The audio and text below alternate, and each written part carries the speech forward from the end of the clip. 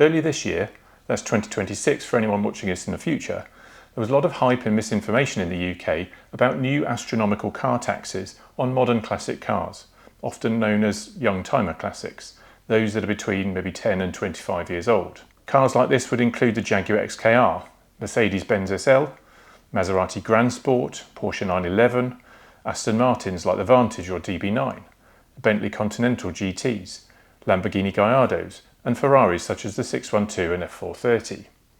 Now I'm going to explain what was going on and what you need to look for to save yourself hundreds of pounds a year on some otherwise very desirable and affordable performance cars. First, a quick history lesson. The UK government has been levying a tax on motorised vehicles since 1888, and in 1909 a road fund was established, and the proceeds of all the vehicle taxes were paid into this fund for building and maintaining the UK's roads. When individual vehicle registration numbers were introduced in 1920, these were also required to display a tax disc, renewed annually.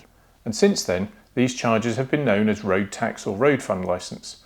But it's not since 1937 has the money actually been ring-fenced for the road network. It's simply gone into the general tax revenue.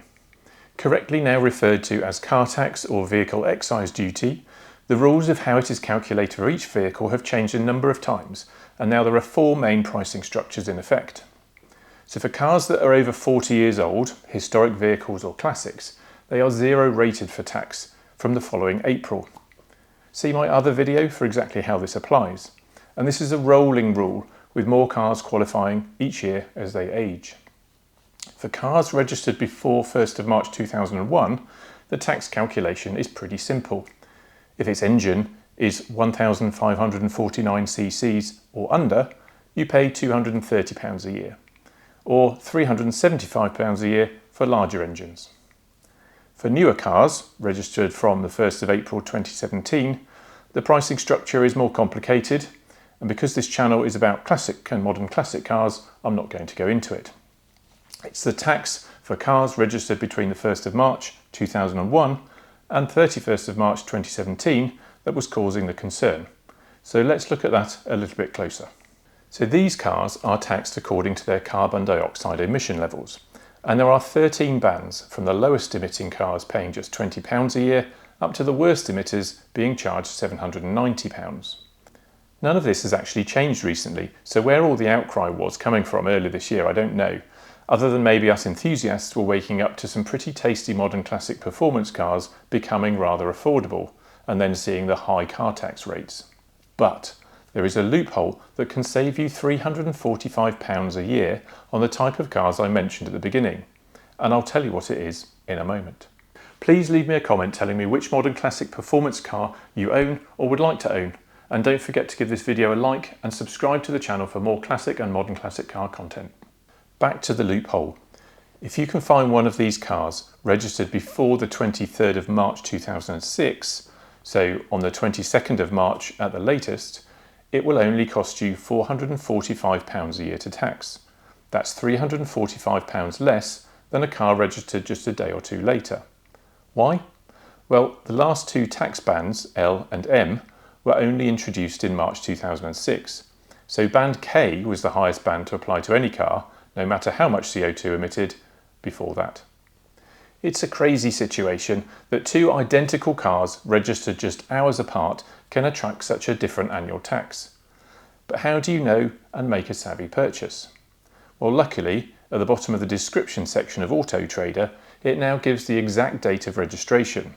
Or if you know the registration number, you can look it up on the Government Vehicle Inquiry Service or car tax calculator. Here's an example to show you, straight from Auto Trader, two Aston Martin Vantage coupes. Both cars are registered in 2006, so they're the first generation 4.3 litre V8s with 380 brake horsepower, and both have manual gearboxes. They're both on private sale, both in Toro Red with black interior, and have middling mileages about 10,000 miles apart. Pretty much identical cars, although there's about a £4,000 difference in the asking prices. However, the one on the left was registered on the 1st of March 2006, and the one on the right just 3 months later on the 1st of June 2006. So not only is the one on the left cheaper to buy, but it also qualifies for £445 a year vehicle tax, whereas the one on the right will cost you £790 every year. So another example of two Porsche 911 Carrera 4S coupes. Both cars registered in 2006, so they're 997s. They have a 3.8 litre flat six engine, delivering 350 brake horsepower through a manual gearbox. The silver one is registered on the 1st of March 2006 and costs £445 a year in tax. The black one, 1st of October 2006, so you'll be paying £790. Finally, two high mileage 552 brake horsepower Bentley Continental GTs, powered by 6 litre W12 engines. The one on the left, registered 6th of June 2006, costs you £790 a year, whereas the one on the right, registered 1st of March 2006, so only costs £445.